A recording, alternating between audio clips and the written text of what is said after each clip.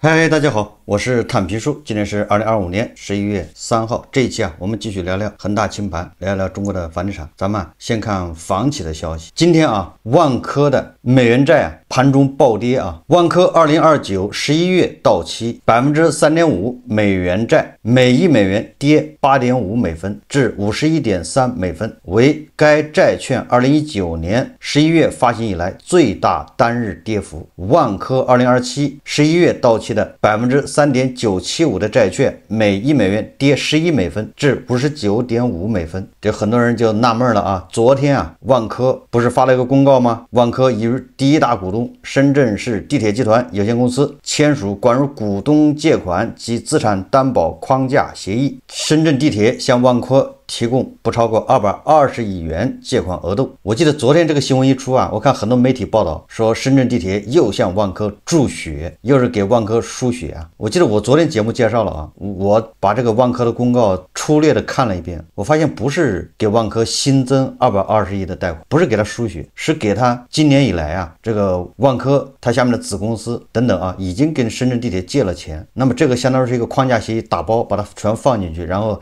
做一个就是万科这个上市公司再做个担保，应该是这么一个框架协议。不是说深圳地铁以前给万科借了290亿了，接下来接着再借220亿，不是这个意思。因为我昨天就随便看了一眼我没有仔细去研究他这公报，还把他历来的这些深圳地铁给他借款的那些协议扒开来看一看，没那功夫所以我昨天节目就随便说了一口，我说这个不是给他输入新的血液，是给他对过去的相当于打个补丁，说明我又说对了就是如果是利好的话，它今天美元债不可能下跌。这个桥段我们看的太多了，这个恒大暴雷，碧桂园暴雷，融创暴雷，它暴雷之前都是股债双杀，还有其他的企业然后一般的盘后这个企业赶紧出来辟谣，说我们现在现金流稳定，根本就不存在什么无法兑付的情况。然后过几天终于暴雷了。今天万科美元债盘中下跌恐怕又是有什么风吹草动，或者是他们看到了深圳地铁现在已经处在一个两难之中，就像那个低保老人一样，是加仓呢还是赶紧止损？深圳地铁是加仓呢还是止损？他这次220亿，我看了一下澎湃新闻有个报道，他说截至公告日期，深圳地铁已向万科提供无抵押质押担保借款合同金额203.73亿元，而这个万科实际提款金额197.1亿元。那么根据这个框架协议，一共是220亿。这个澎湃新闻说结合万科公告中披露的信息，至2025年股东大会召开，估计在2026年6月30号召开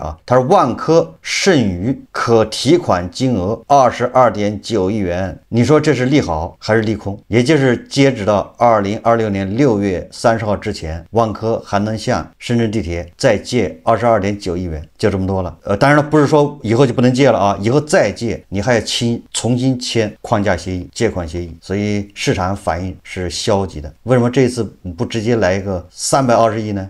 大家都会反向去理解你要不直接来个320亿，那这样的话万科还可以从深圳地铁再拿122.9亿，这样给市场吃一颗定心丸呢？为什么不这么干呢？合同是合同授信是授信，最终给他多少钱那还是深圳地铁说了算呢，对吧？为什么不多签一点？当然万科这个钱也不是白借的公告显示万科的增信措施包括为担保借款的偿还，万科或其下属子公司应提供其拥有的合法经营性房地产、固定资产、存货、在建工程或股票、非上市公司股权等作为担保物。如万科提供作为担保物的资产或其附属资产存在瑕疵、商业争议、纠纷或其他权利限制的，万科应尽最大努力消除相关影响，促使相关资产纳入可担保范围，或排除出借人实现担保权利时面临的障碍。否则，深圳地铁有权要求万科在限期内提供新的担保物或提前偿还部分借款。他这个话的意思我给翻译一下就是深圳地铁很有钱，他有花不完的钱，但是很遗憾，万科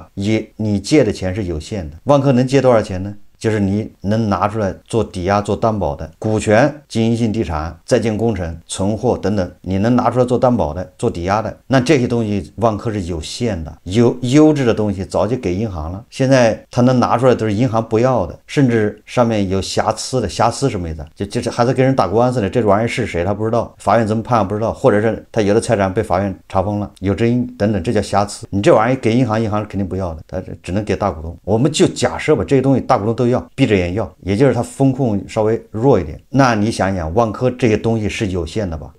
就是万科的资产是有限的，即便你大股东深圳地铁腰缠万贯，有的是钱，你能借走的是有限的。也就是说，深圳地铁不可能空着借，就是白给你10个亿、100个亿拿走。虽然深圳地铁是大股东，但毕竟啊，不是父亲对儿子，那爸爸给儿子钱那是不要担保的，不要抵押，是吧？直接打你卡上生活费嘛，不能让儿子说你提供个担保吧，你找个东西押给我。所以我说这个万科啊很难救啊，我倒要看一看深圳地铁、深圳国资委敢不敢。什么抵押什么担保都不要，就给这个万科空放钱，像爸爸对儿子那样，谁敢呢？谁敢担这责任呢？万科能拿得出来的资产还有多少？你看这个深圳地铁也说了啊，一旦这些抵押物、这些质押的资产有瑕疵，万科呢又不能排除这些瑕疵，那深圳地铁就要求啊，万科你还钱。到明年6月份，一共才220亿的额度。我在想啊，不是深圳地铁不愿意多给点额度，恐怕是万科啊也找不到适合的抵押物还质押物。这22亿的子弹打完，是不是万科就听天由命？这个不得而知啊。反正我是对万科是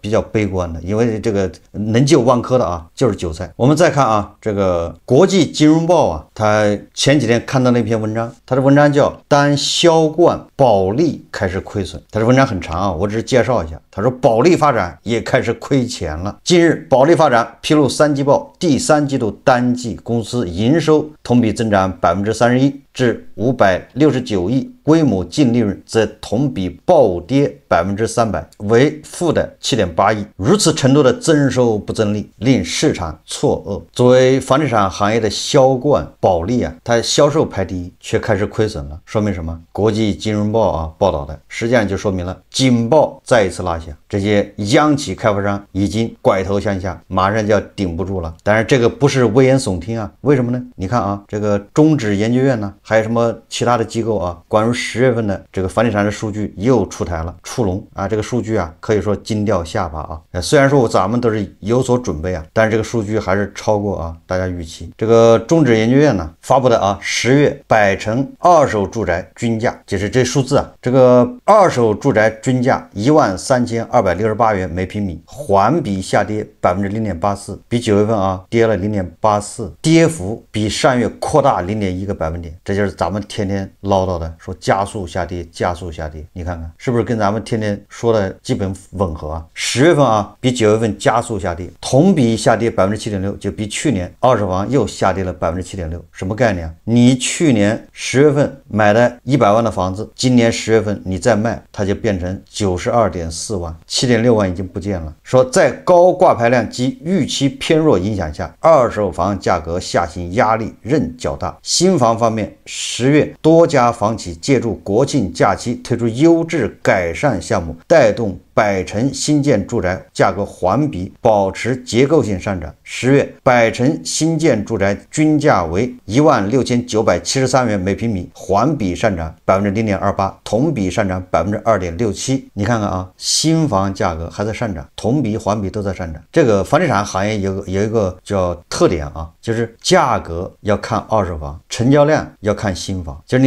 你这房子到底卖了多少，新房的这个销量数据比较真实，但是你反映这个市场的房价，你要看二手房。那么这个中指研究院说啊，分梯队看二手住宅方面，10月1线、2线及3、4线城市二手住宅价格环比分别下跌0.81%、0.91%、0.8%。也就是啊，无论一线、2线、3线、4线都是在下跌，而且都是比上月跌幅有所扩大，也就是全线二手房都在加速下跌。新建住宅方面，10月上海、成都、南京核心城市推盘积极积性有所提升，1、2线城市价格环比均上涨，3、4线城市更多以消化现有库存为主，同环比均下跌。其中1线城市新建住宅价格环比上涨 0.25%， 同比上涨 6.6%， 2线城市环比上涨 0.3%， 同比上涨 1.86%， 3、4线城市是环比下跌 0.14%， 同比下跌 1.2%。 什么意思呢？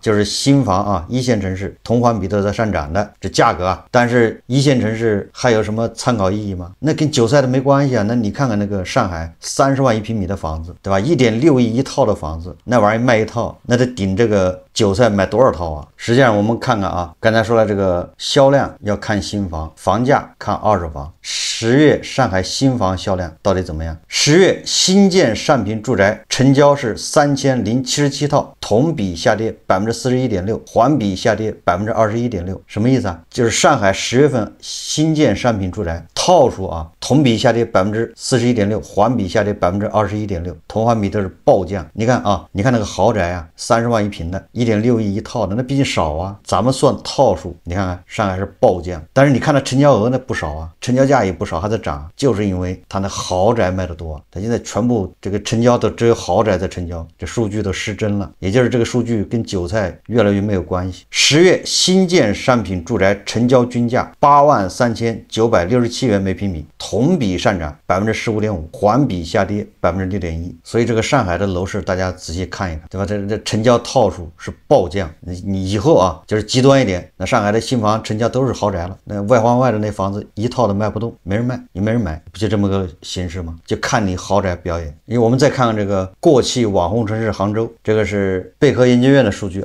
说杭州10月二手网签5934套，环比下滑 7%。 杭州贝壳研究院数据显示，10月二手房网签5934套，环比下滑 6.9%， 同比下滑 35%， 而且是连续7个月下滑。于去年10月起，二手成交逆势反弹，形成鲜明对比。与2021年市场连续下滑态势相当。10月住宅网签均价26773元每平米，环比下滑 0.2%， 同比下滑 9%。 这个在2022年的时候，我记得那个时候我记得杭州这个均价是3万，那个时候我记得这个郑州是9000多嘛，不到1万。所以我建议在杭州失业的码农找不到工作嘛，你在杭州找不到工作，那你不如把你房子卖掉，跑到郑州买一套。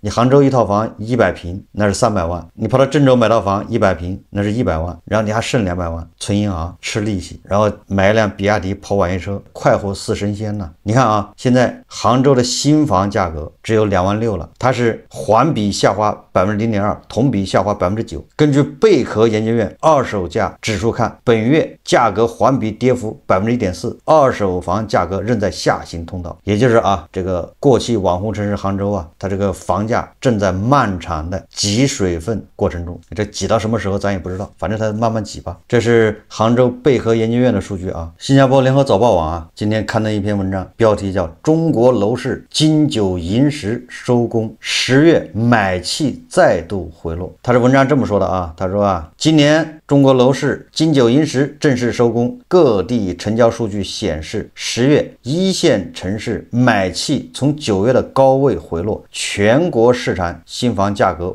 微涨，二手房价格持续下跌。中国指数研究院星期六就11月1号发布数据显示，今年10月中国100个城市新建住宅平均价格每平米16973元。这数据咱就不说了说中原地产研究院统计数据显示他说北京的楼市9月高位运行后，10月有所降温。10月北京新建住宅网签环比微降 0.2%， 二手住宅网签环比大跌 24%。 这北京就更惨了10月份二手房比9月份网签数据少了 24%。 说澎湃新闻引述中指研究院上海企业常务副总经理陈宇说法称，10月上海新房成交面积环比下降 22.7%，安居客上海监测数据显示，同期上海二手房晚签成交量环比下降 9.3%。另居乐友家研究中心监测10月深圳新建住宅晚签量环比下降 14%， 二手住宅晚签环比下降 7.7%。为刺激楼市买气，北京和上海等一线城市8月以来相继放宽限购政策，叠加房企以价换量政策，9月中国楼市成交量有所回升，但价格进一步下跌。中原地产首席分析师张大伟认为，当前楼市复苏仍处于政策传导期，9月数据已显积极信号，但库存高企、信心不足等问题仍有待解决。这是新加坡联合早报的报道啊。金九银十啊，这个再一次说明已经泡汤了。我以前说过，金九银十是过去啊那个楼市啊上行时期一种现象，自从楼市下行以后就没有金九银十这一说法了。什么意思呢？你看啊，房价涨的时候买到就是赚到，所以啊大家想尽一切办法要去买房，所以这个韭菜牛马他就是趁这个节假日啊，他平时没时间呢，他不能请假去看房，所以他只好啊大家就充分利用这个节假日，比如说国庆节，这个对10月份的这个楼市上涨，对吧？成交量上涨，这起到促进作用。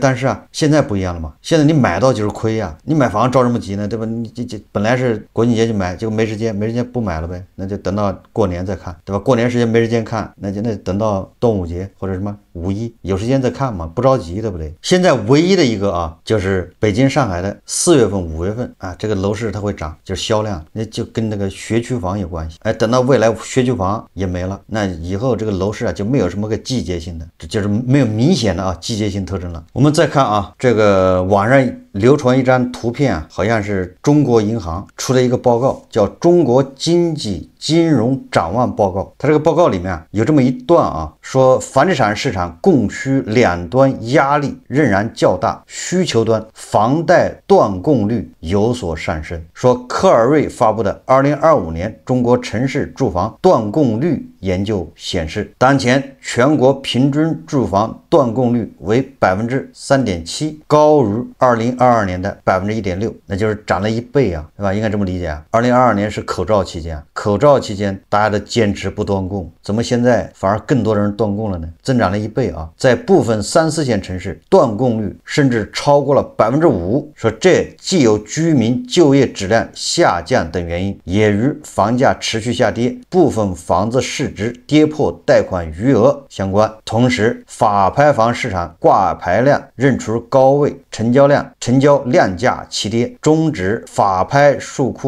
据库监测显示，2025年上半年全国法拍住宅的挂牌量为17万套，与上年同期基本持平，成交 5.1 万套，成交量则同比减少 2.3%， 成交均价8817元每平米，同比下降 7.8%， 成交折价率小幅上升。这个法拍房什么意思啊？就是法拍房目前挂牌量是差不多的，没有什么变化，但是成交量减少了 2.3%。 这个减少在什么前提下呢？是在成交均价大幅下降的情况下，成交均价下降了 8%， 也就是降价都没人买，降价都没能刺激这个法拍房的成交上去啊。这个是中国银行的中国金融展望报告，这个断供率啊 3.7%， 不好理解啊，是说以100套按揭贷款的房子有 3.7 套已经断供了，是这么理解吗？那这个数据应该挺大的了，而且这个才3年的吧，增长1倍，而且有的地方城市啊，3、4线城市这个断供率已经超过了 5%，100套就有5套已经断供了。照这个速度下去是吧，明年如果楼市再这么低迷，那断供的肯定会更多，这个就有点叫恐怖螺旋呢，叫加速下降。断供的越多，房价是不是就要拍卖的越多？拍卖的越多，对吧？这房价就是下跌啊，越跌大家越不敢买，越不敢买，断供的就越多，经济不好啊。再说了啊，它这个 3.7%恐怕这个数字只能参考啊，实际情况恐怕比这个多，因为大家都懂啊，很多人实际上已经断供了，对吧？那银行给他打电话，你千万别断供，你只要把这个利息啊每个月还100，咱就算不断供了，是这样的吧？你这些情况肯定都没算在里面啊。那断供的那是那种摆烂的，对吧？我就是不还了，1毛钱不还，这房子就不要了。所以它这个